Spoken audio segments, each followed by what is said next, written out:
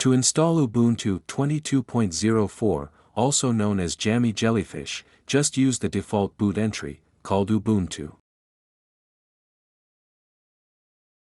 At welcome screen, just click on the Install Ubuntu button, and follow the wizard.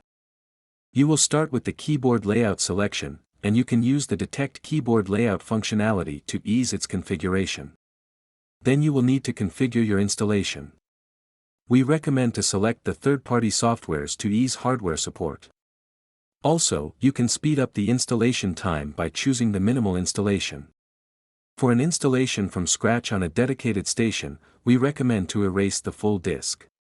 You can use the advanced features if you want to mix several OSes. Finally, select your time zone, and create your default account. We recommend to use Caldera as a user and a password that you must remember. Also give a meaningful name for your computer to identify it in the network easily. After several minutes, you are asked to reboot your system.